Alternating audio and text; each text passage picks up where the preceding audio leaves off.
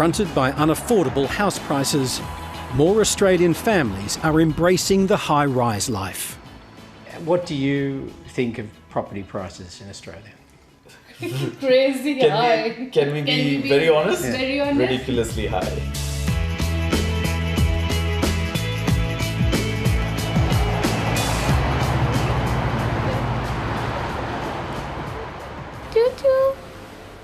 Deepti and Rommel Joseph chose an apartment in the northern Sydney suburb of Hornsby as their first home.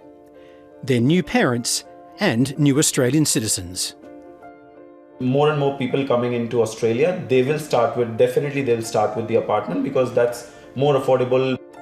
We are used to living in apartments. So yeah, it serves the purpose. Yeah. We are suggesting our friends, and I'm sure if they come into apartment, they will suggest other friends to come into apartment. We both? Come on. No. We're finding more families in home units. Once that would been unheard of. You know, a home unit would be for adults, almost adults only. Now families are living in units, and obsession about big backyards is diminishing. The population mix of Australia has changed dramatically, and there are a lot of people who come here, particularly from Asia, who are used to apartment living, who are quite happy with that. In another year, Australia's probably going to have another 400,000 people. They have to live somewhere, and unless we're building enough houses, they're going to be pushing up rents and house prices with it. Rommel and Deepti dream of owning a house here one day. At the moment, it's definitely and comfortably a home for us. But you hope it makes you some money so you can upgrade later. Yeah. Yes, definitely. Exactly. That's the plan. And we know for a fact that this apartment, the moment we bought it, it increased in value. Land is incredibly expensive, particularly in Sydney and Melbourne, and we need, therefore, to build more dense environments.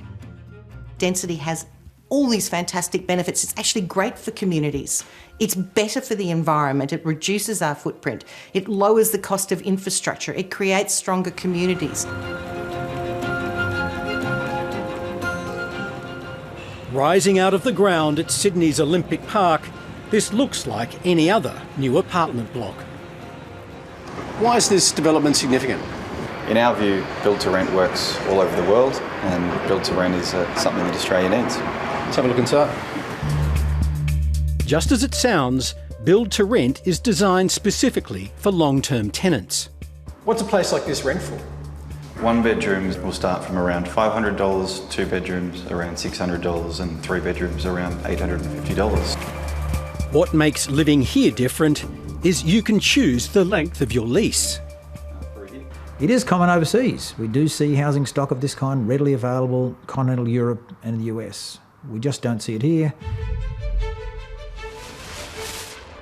The most important thing is maintaining occupancy and keeping our residents in here happy and for as long as possible.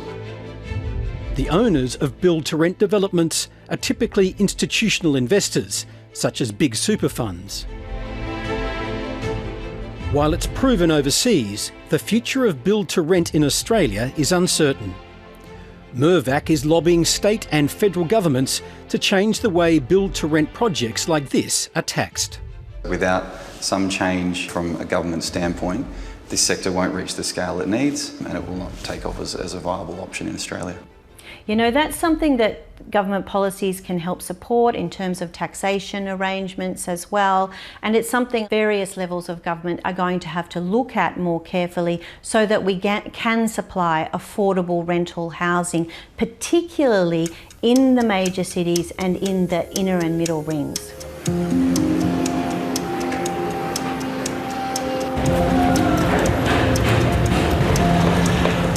So when does this finish?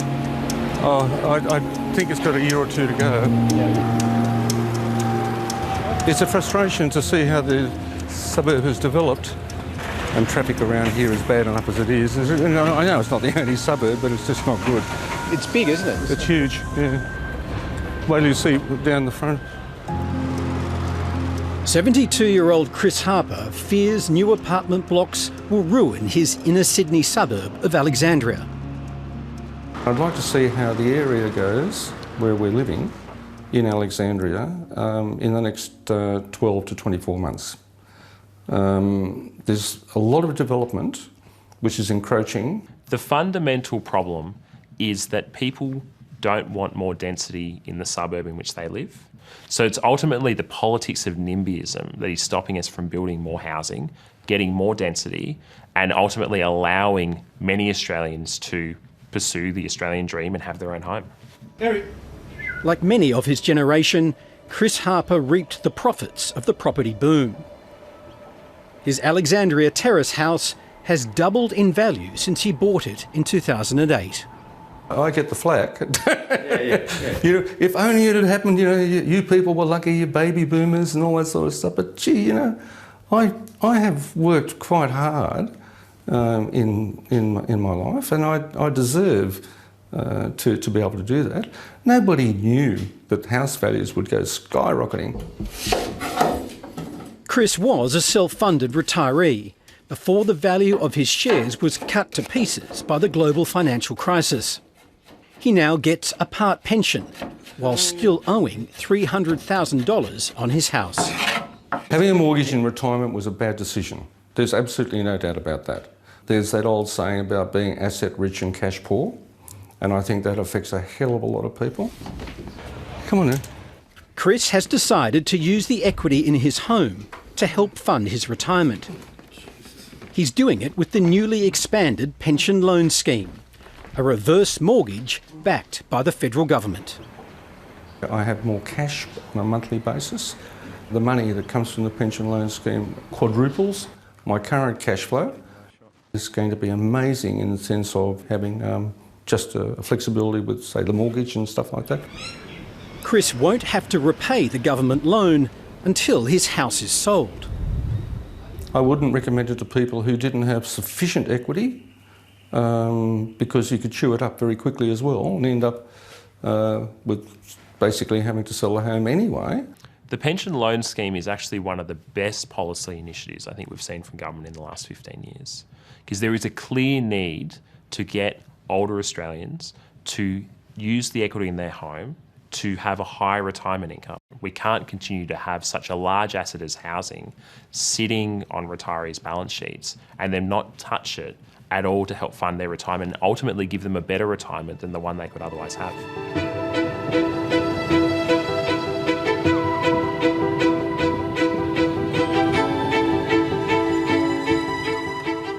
Not all baby boomers cashed in on Australia's property bonanza.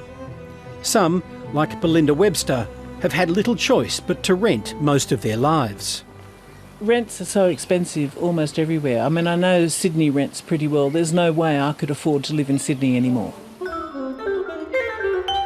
Belinda was an award-winning record producer, but it was never a lucrative career. If I defined success in my life as earning money, I would have failed miserably. That was really a subsistence income. I mean, I couldn't even afford to go overseas, let alone buy a house. It was just not even on the radar. At 67, Belinda's been on the age pension for 2 years now. Only recently, when her father died, did she inherit enough money to buy her first home. Oh, look, I've envied people who've been able to buy their own houses, that's for sure.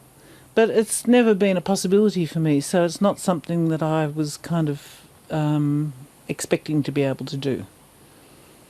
And here I am, in my first house for the first time in my life. Her house is a demountable she bought for $280,000. I feel great about being here because it's a nice small size, it's in a really beautiful location, it's where I want to be in the world. It cost Belinda another $100 a week to rent a space at a caravan park in Kangaroo Valley, 2 hours drive south of Sydney. The aged pension is not anything to be aiming for in life as your means of survival, because rents are really expensive. So if people are single, if they don't have very good jobs that pay them a lot, or if they're living on welfare, or on the pension, there's just no way they could afford it. So I'm actually surprised there aren't a lot more homeless people around. What we need to do is have affordable shelter. So whether that's home ownership, whether that's rental accommodation that is affordable and that is stable, something that Australia is well behind the eight ball on, there are other solutions. So I wouldn't want people to think that home ownership is the only answer. We need to think about this as a much bigger picture. The time has come to reshape the Australian dream of home ownership into one we can all believe in. So 3 decades ago, your chances of owning your own home were roughly the same whether you were wealthy or poor in Australia. Fast forward to today, and home ownership is really, really dependent upon your income. Home ownership is crashing amongst the bottom 40% by income and also amongst younger Australians. And it does mean that increasingly your ability to own your own home depends as much on who your parents are as whatever endeavours that you go about in your own life. Do we want to become a society where owning your own home depends on who your mum and dad are? And I think that is the way that things are going at the moment.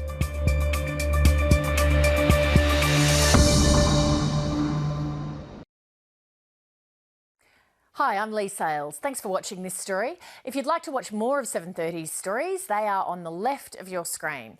And tap on the button below to subscribe and get the latest from ABC News.